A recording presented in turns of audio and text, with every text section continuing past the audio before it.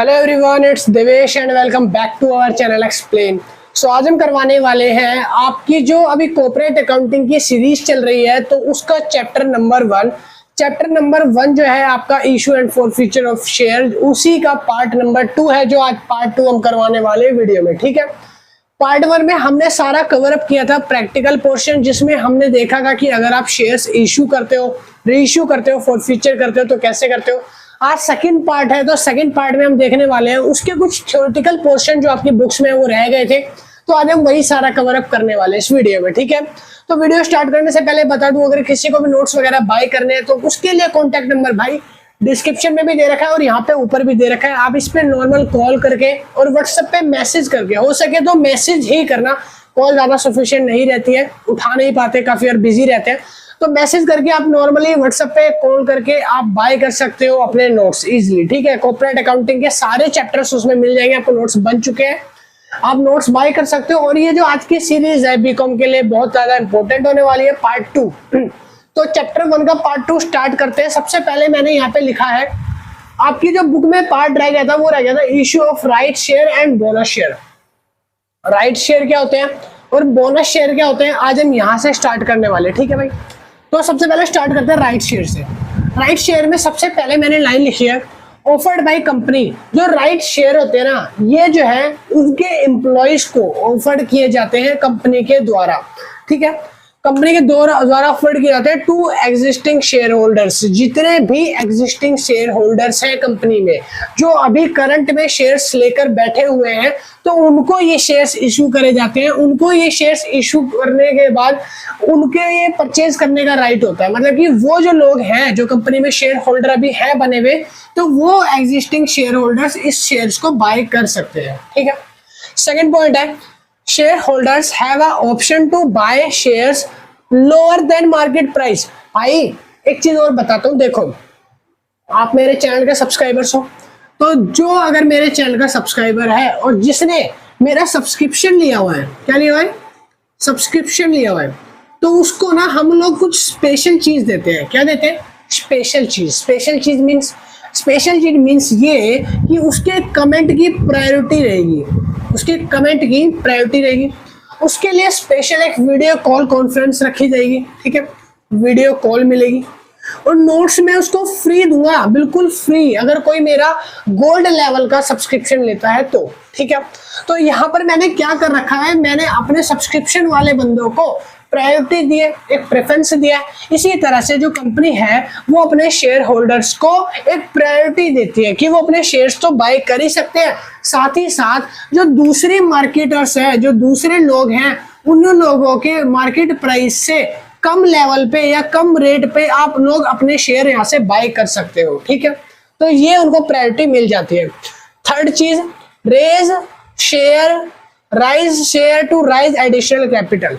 जब आप अपने शेयर राइज करोगे, जब आप अपना शेयर्स रेज करोगे, उस टाइम पे आप लोगों की जो कैपिटल है वो भी रेज होगी, जो कैपिटल का पैसा है वो भी क्या करेगा, इंक्रीज होगा, बढ़ेगा। ठीक है, point number 4, sell right to the marketer. कह रहा sell right on the markets, मतलब कि ऐसे कुछ बंदे हैं जो सब्सक्रिप्शन भी लेके बैठे हैं, मगर ना उनको क्या है, वीडियो कॉल नहीं चाहिए, नोट्स नहीं चाहिए, कमेंट की प्रायोरिटी भी नहीं चाहिए। कुछ ऐसे बंदे भी हैं जिनको बोलते हैं इगोइस्टिक।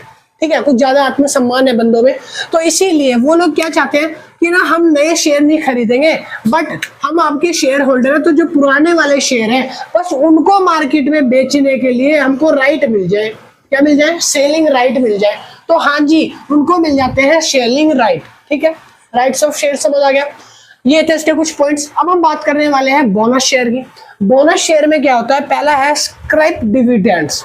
इसका जो दूसरा नाम है ना, इसको मोस्टली स्क्रिप डिविडेंड्स के नाम से जाना जाता है। देखो मैंने लिखा है scrip dividend, known as bonus share, known as scrip dividends. ठीक है, स्क्रिप्ट नहीं, स्क्रिप डिविडेंड्स। ठीक है, तो आपको समझ आ गया। Point number B, issue free to existing share holders. जो भी एग्जिस्टिंग शेयर होल्डर्स हैं उनको फ्री में इश्यू करे जाते हैं बोनस शेयर। ठीक है, समझ आ गया। उसके बाद पॉइंट नंबर 3 है, no impact on share holders, they receive more than without of.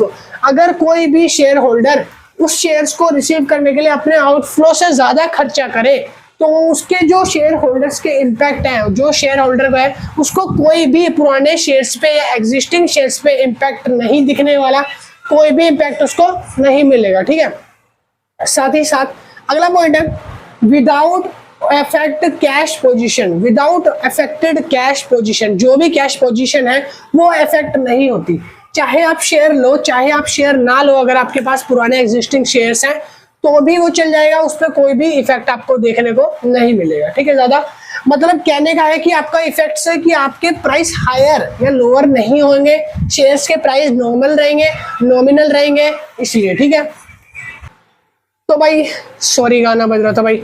तो पॉइंट नंबर 4 है, पॉइंट नंबर 4 ये है are always fully paid up, जो भी शेयर है, जो भी शेयर्स है वो ऑलवेज फुली पेड अप रहते हैं। ठीक है, फुल्ली पेड अप का मतलब क्या है कि आपके जो भी शेयर्स है बोनस शेयर में वो हमेशा फुल्ली पेड अप पे माने जाएंगे, उसको हमेशा अगर आप कोई भी पेमेंट कर रही है तो फुल्ली पेड अप ही होगा। ठीक है, नीचे बात करने वाले हैं employ stock option plan. Employ stock option plan क्या होता है कि यहाँ पर जो कंपनीज होती हैं वो अपने ही बंदों को, जो बंदे हैं जो अभी काम कर रहे हैं, तो उन लोगों को क्या करती है, मोटिवेट करती है, उन लोगों को क्या करती है, मोटिवेट करती है और बोलती है कि आप लोग हमारे शेयर्स को बाय कर लो। तो ये जो कंपनी है, ये जो कंपनी है ये इन लोगों को शेयर्स बाय करने को बोलती है, अपने ही कंपनी के बंदों को। ठीक है, और यहाँ पर ये अपने कस्टमर्स को, कंज्यूमर्स को, सब्सक्राइबर्स को बोलते हैं हमारे शेयर बाय करो। इसी के ऊपर जो प्लान है इसी को बोला जाता है एम्प्लॉय स्टॉक ऑप्शन प्लान। ठीक है, अब यहाँ पर इसकी कुछ 2 कैटेगरी में बांटा जाता है इसको, फेयर वैल्यू प्लान और एक इंसेंट्रिक प्लान। इंसेंट्रिक का काम नहीं है, हम सिर्फ फेयर वैल्यू डिफाइन करेंगे। फेयर वैल्यू मेथड में क्या होता है, इसकी कुछ जनरल एंट्री पास होती है जब कोई एम्प्लॉय शेयर्स खरीदता है। तो पहली एंट्री है employ compensation expense account debit. Employ का कंपनसेशन जो अकाउंट है वो डेबिट होता है क्योंकि पैसे जाते हैं शेयर्स लेते time to employ stock option outstanding account. ठीक है, ये हो जाता है क्रेडिट। बी है statement of profit and loss account debit to में employ compensation expense account credit. ठीक है, एक सेकेंड एंट्री और होती है at the time of exercising, जब हम शेयर्स इश्यू करते हैं उस एक्सरसाइजिंग टाइम पर जो एंट्री पास होती है बैंक अकाउंट डेबिट, ये ड्यू की एंट्री होती है। बेसिकली शेयर्स लेने से पहले पैसे जब ड्यू होता है तो बैंक अकाउंट डेबिट टू में employ stock option outstanding account. ठीक है, अकाउंट क्या है, आउटस्टैंडिंग है, स्टॉक अभी आएगा, बैंक से पैसे कटेंगे। तो उसके बाद लगा फॉर इश्यू ऑफ शेयर। अब हमने बताया था ये एंट्री ड्यू की है, पैसा पेमेंट हो गया, अब रिसीव्ड होने वाले हैं, क्या रिसीव्ड होंगे, शेयर्स। अब क्या होगा, शेयर रिसीव्ड होंगे। ठीक है, तो शेयर रिसीव्ड होंगे तो एम्प्लॉय स्टॉक ऑप्शन आउटस्टैंडिंग ये जो था पहले क्या था, क्रेडिट साइड में, अब क्या हो जाएगा, अब आ जाएगा ये डेबिट साइड में। ठीक है, तो हम इसको लिखेंगे, इसको यहां से क्रेडिट से अब हमने बना दिया डेबिट। तो employ stock option outstanding account debit, to में शेयर कैपिटल, टू में सिक्योरिटी प्रीमियम रिजर्व। कोई भी रिजर्व होता है या सिक्योरिटी प्रीमियम आपने अभी रीड करा कि जो भी रिजर्व अमाउंट होगा 1 2 3 4 तो वो आप पे करोगे। सॉरी, इसके बीच में एक कोमा आएगा 1 और 2। ठीक है, तो ये समझ आ गया। अब नीचे बात करने वाले हैं एक मोस्ट मच इंपॉर्टेंट टॉपिक है भाई, book building meaning and process. Book building क्या होता है, बुक बिल्डिंग का पहले ये समझते हैं। तो बुक बिल्डिंग का बेसिकली मतलब क्या होता है, उससे पहले हम जानेंगे कि बुक बिल्डिंग आया कब था। तो 1995 में जो सेबी है, सेबी ने देखा था जो कंपनियां हैं, जो कंपनीज है, कंपनी अपना जब कुछ भी करती है चलाने के लिए क्या करती है, फंड रेज करती है। फंड रेज करने के बहुत सारे तरीके होते हैं। पहला तरीका होता है कि जो आप रिजर्व है उसमें से पैसा ले सकते हो। दूसरा, आप इश्यू कर सकते हो न्यू शेयर्स, पता है, आप शेयर्स इश्यू कर सकते हो, आप डिबेंचर्स इश्यू कर सकते हो। ठीक है, आप अगर चाहो तो डिबेंचर्स इश्यू कर सकते हो, शेयर इश्यू कर सकते हो, रिजर्व ले सकते हो, या फिर आपकी कोई कैपिटल है तो कैपिटल ले सकते हो, या फिर आपकी कोई इन्वेस्टमेंट है तो इन्वेस्टमेंट का यूज कर सकते हो। तो ये सारी यूज करके हम अपनी कंपनी को पहले रन करा करते थे। बट यहाँ पर कुछ प्रॉब्लम आने की वजह से सेबी ने क्या करा, एक बुक बिल्डिंग कॉन्सेप्ट निकाला। बुक बिल्डिंग कॉन्सेप्ट में उसने कहा कि आप लोग जो भी शेयर इशू करोगे वो एक मिनिमम और एक मैक्सिमम प्राइस के ऊपर शेयर को इशू करेंगे। तो देखो यहाँ पर बुक बिल्डिंग में ना हमने जब शेयर इशू करना स्टार्ट करा तो हमने देखा यहाँ पर एक कॉन्सेप्ट नया आ गया कि एक मिनिमम प्राइस होगा, एक मैक्सिमम प्राइस होगा। मिनिमम प्राइस को हम बोलेंगे फ्लोर प्राइस, मैक्सिमम प्राइस को बोलेंगे सीलिंग प्राइस और कैप प्राइस। एक बोल सकते हो दोनों में से, सीलिंग प्राइस या कैप प्राइस, ठीक है। तो देखो अब मैक्सिमम प्राइस मिनिमम प्राइस है क्या। सपोज करते हैं यहाँ पर ना जो शेयर्स की कीमत है वो कोई ओनर डिसाइड नहीं करता या शेयर होल्डर नहीं डिसाइड करता, पब्लिक डिसाइड करती है। कौन डिसाइड करती है? पब्लिक। तो यहाँ पर मैं आपको एक एग्जांपल देके बताता हूँ।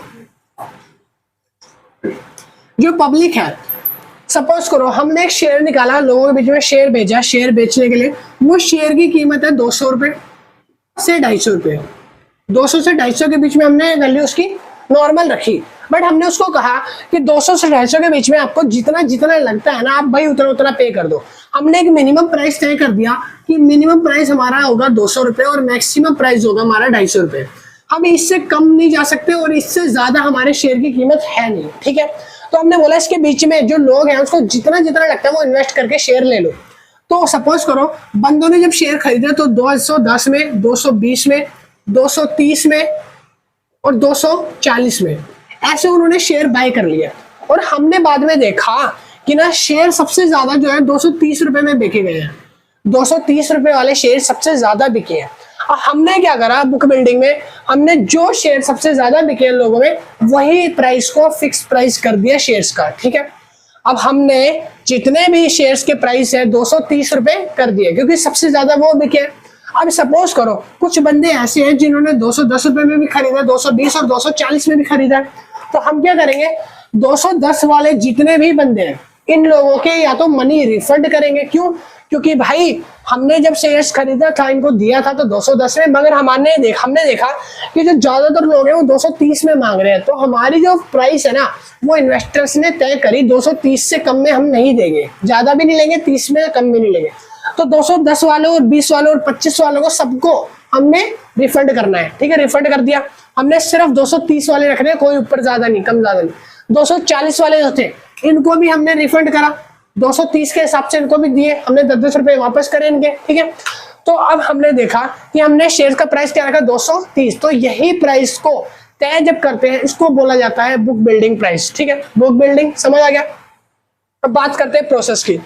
बुक बिल्डिंग जो प्रोसेस है इसको बनाया कैसे गया है। तो पहली चीज क्या होती है, पहला होता है hiring underwriters and investor bankers. हमें ऐसे लोगों को ढूंढना होता है जो हमारी शेयर्स बेचने में हेल्प करते हैं, क्योंकि हमें पता है हम खुद तो शेयर नहीं बेच पाएंगे, हमें बैंकर सारे हायर करने पड़ेंगे जो हमारे शेयर्स को मार्केट में पहुंचाए बेचे। तो हमने इनको हायर करा, ठीक है।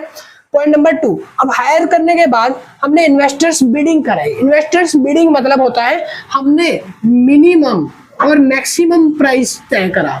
हमने लोगों के बीच में जब शेयर उतारे तो कैसे उतारे थे, उबड़ खाबड़ प्राइस पे, है ना, हमें पता नहीं था। बट लोगों ने खुद प्राइस डिसाइड किया कि 230 रुपए में ज्यादातर खरीद के कि हमें 230 रुपए अपना रखना चाहिए। तो हमने क्या करा, एक प्राइस फिक्स कर दिया। थर्ड स्टेप क्या होगा, प्राइस फिक्स हो जाएगा कि हमारा जो प्राइस है वो 230 रुपए हो गया है, 230 रुपए प्राइस फिक्स कर दिया, ठीक है।